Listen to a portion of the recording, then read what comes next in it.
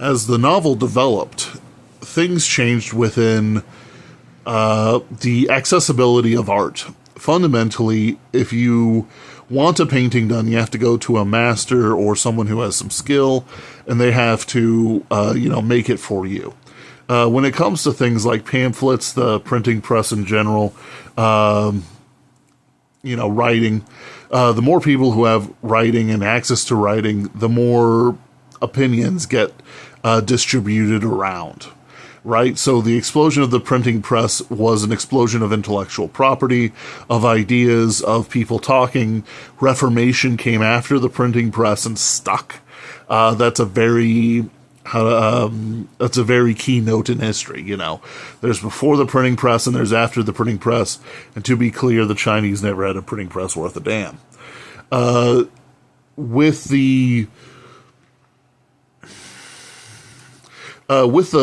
proliferation of the novel, you had an easier barrier for people to create art. Painting is hard. Drawing is hard. Drawing well, anyway. Architecture, forget it. No common person's really getting into architecture except to make his house, and he hires somebody to do that unless he's a Superman.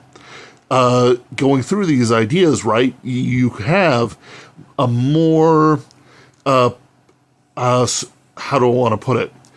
Everyone with a pen and paper and ink can write down their ideas and their art.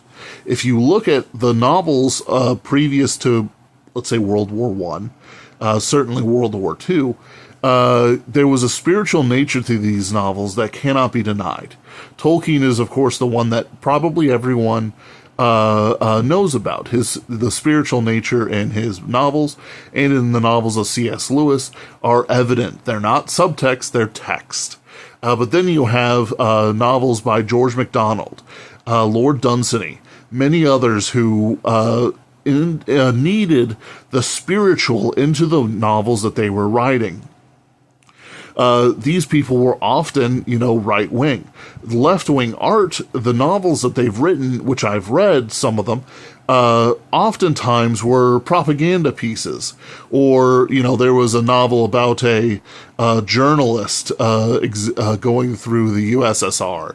Oh, those noble people with their black bread and onions and coffee. Oh, so noble, as they're gunning down white Russians in the streets. What a strange novel. The loss of the spiritual onus on the right wing is devastating to the field of literature, which I'll continue on.